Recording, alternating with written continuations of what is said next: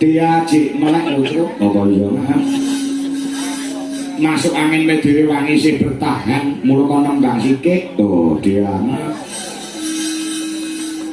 Ayo nduk, sadurunge senior-seniormu kowe nembang sikik nek ngadeg cek kuat ngadeg nek ngarulungguh ya ngarulungguh. Mergo garenge wis kulino karo ngadeg ya gelem karo nglungguh ya gelem. Ngopo ya, Bang? Nek nembang iki lho, Bro. Boleh nembang.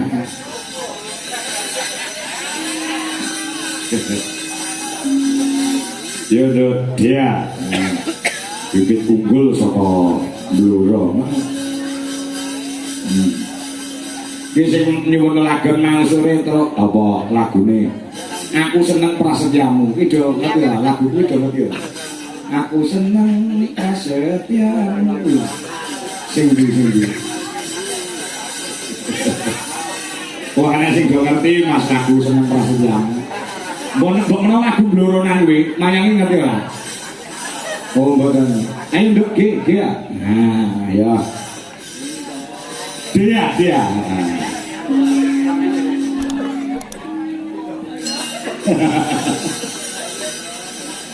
Ah. Wis penak nduk. Awake wis rada penak nduk. Dia. Alhamdulillah sampun, Pak. Pancen sampeyan nek nyambut gawe ketawan mau ora sempat leren. Nggih. Bar magrib langsung dandan, langsung munggah panggung, nek kesele nek masuk angine wis lumrah wong sampeyan iki wanita biasa, ya ta? Nah, nggih. Nek awake wis sanget to ya awake. Sampun, Pak. Mboten keringat dingin nggih. Boten. Mboten, syukur alhamdulillah. Kan. Bluramu ngendi ya, Nduk? Randu Blato. Randu Blato. Nggih. Bapak napa dalang? Sanes. Oh, Ibu sinden? Sanes. Lho kok sampean duwe swara sing becik kuwi turun sapa? Takdir. Oh, takdir. Iya. Sesuai karo takdir. SMA kelas piro SMA? Kelas setunggal SMA. SMA ini ngendi negeri kene? Nggih. Orang SMKI Solo. Boten. Pengen apa? Ya. SMKI Solo niku nggon gudang-gudange kesenian, ngoten. Nek sampean pengen dadi sinden hebat, kuwi ya kudune ning SMKI Solo. Nyapa alasane ngopo ora ning Solo? Napa? Boten nonton restu. Boten. Orang tua lho. Oh, kalau wong tua mboten direstani. Napa sampean anak tunggal? Boten. Oh, nomor pinten? Sampean anak nomor pinten? Kedua. Oh, kedua. Nggih. Nggih, pancen nek kula duwe anak wedok sekolah teng SMKI Solo niku kula nggih apa jenenge tak gandoli ora usah. Mergo enek buaya-buaya darat iki. Lah ya, kula bener nek bapakmu ibumu ora merestui kowe sekolah ning kono ora apa-apa. Ning aja kendho semangatmu, nggonmu gegulang entek sinden. Nggih. Gurumu sapa sing ngajari nyinden? Sinten? Sustri. Sustri. Nggih. Niku sinden sepuh Bluro mriki. Mboten, napa iki? Ngertos kula. Lho, kalau gurune ora ngerti omahe iki piye? Napa sinau teng YouTube? Nggih. Oh, teng YouTube. Sinden idolane sampean sapa? Cahyu. Busukesi Rahayu. Wah, Busukesi Rahayu. Sinten niku? Garwane Pak Kuntadi. Wong Kuntadi niku sinten? Oh, mboten niku adik ipar kula, adik ipar. Busukesi Rahayu slamet wilujeng ing sami kala. Nggih, badhe nembang apa, Nduk? Dia. Iki diparingi jenengan mawon nggih. Jenengan? Nggih. Nah, mboten apa-apa. Jenengan apa? Klambi lure. Klambi lure. Nggih, cobi jenengan nggih. Mboten napa-napa.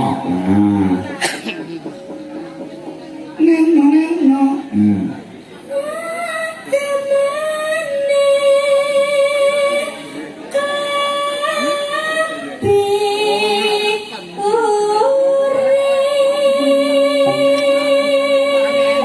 Ngatasi ora nek gurune ngurun nang YouTube kaya iso nyuwara luar biasa. Lanjutkan, Nduk.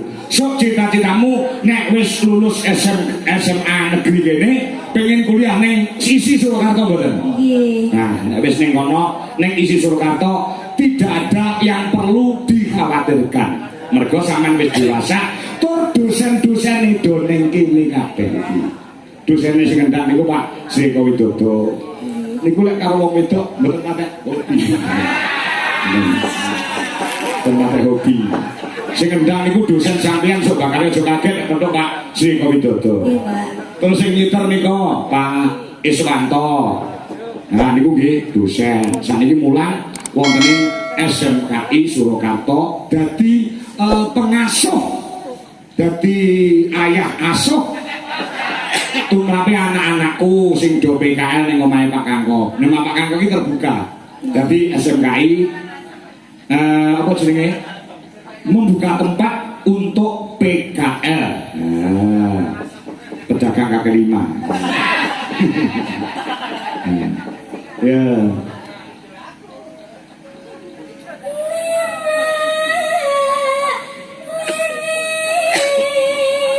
Pantas puas bolatane rasa lemas kamu kirim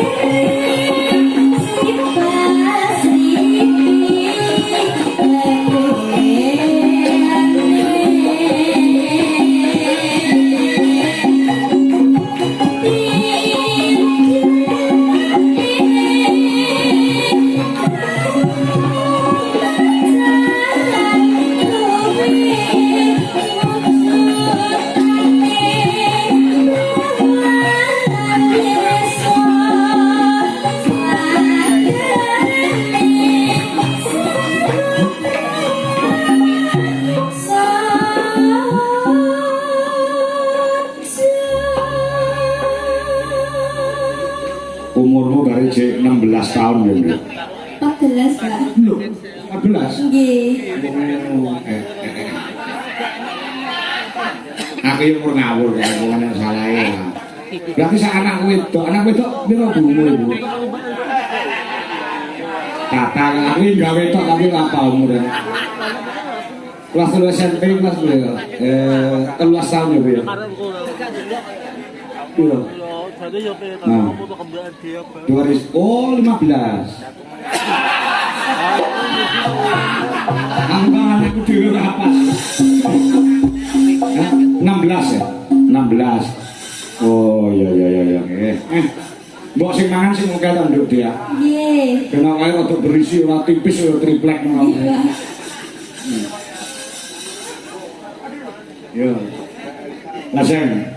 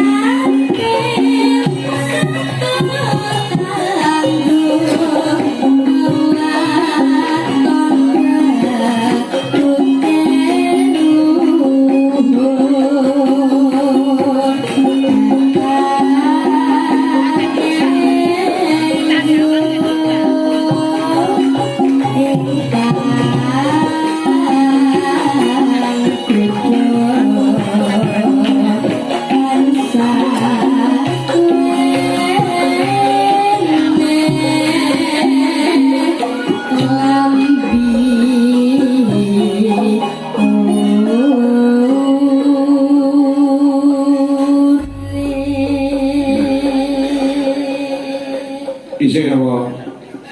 Tas ya? Entas. Oh nggih.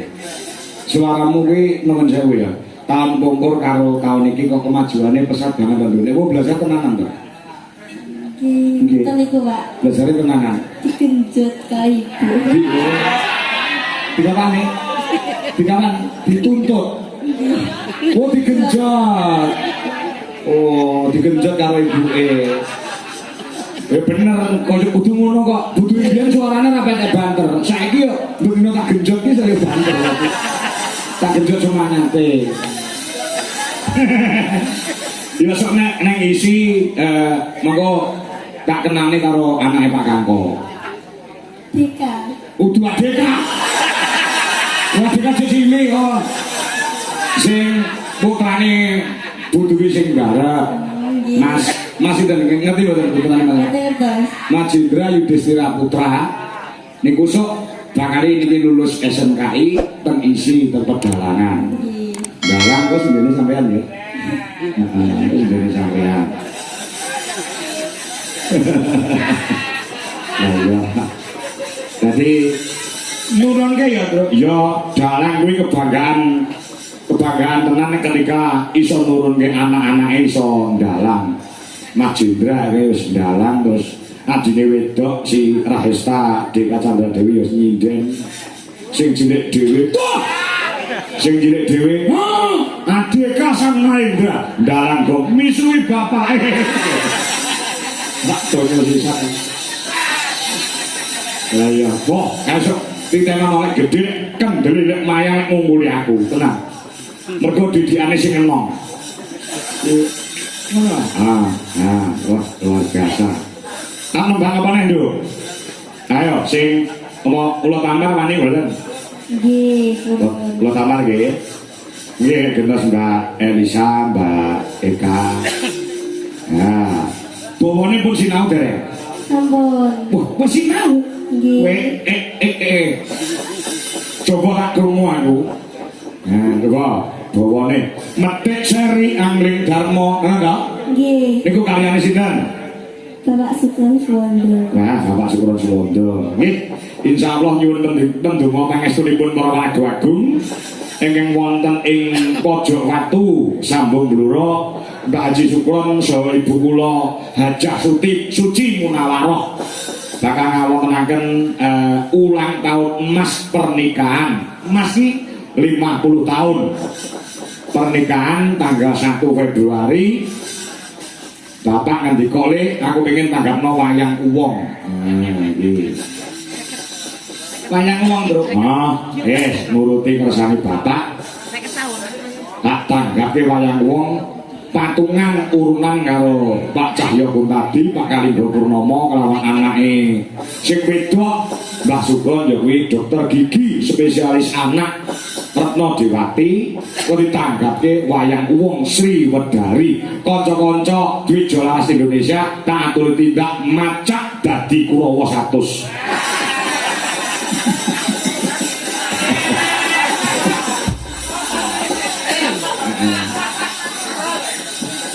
Sampai celebung ae. Yo. Metik seri angling Darmo iki lho.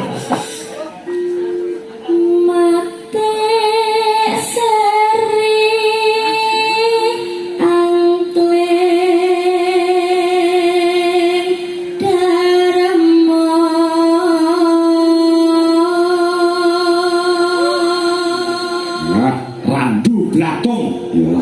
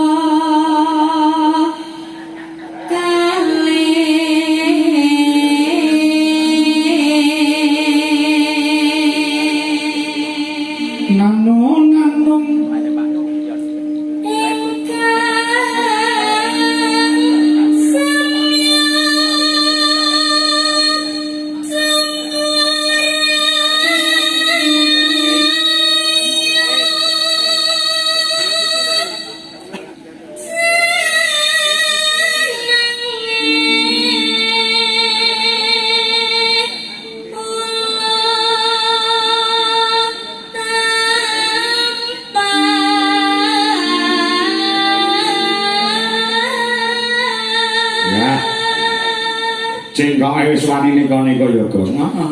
Murid Pak Yasibin. Sampeyan karo ndereke Pak Yasibin mayang ya. Nggih. Nggih.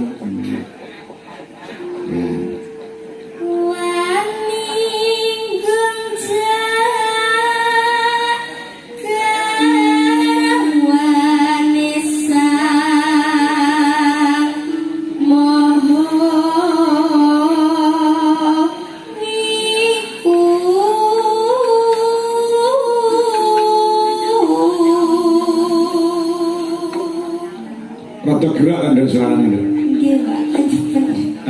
Kan nyempet. Nggih. Oh, nggih dikek pemanas ki rada anget.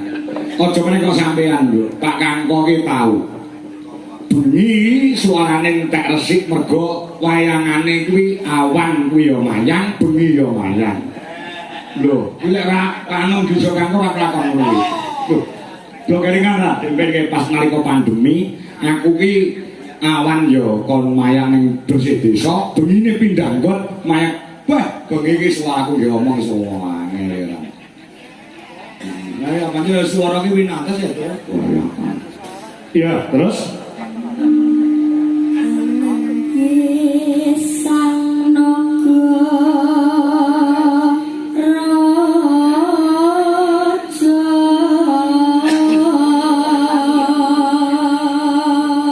nanone non sesilih ninaga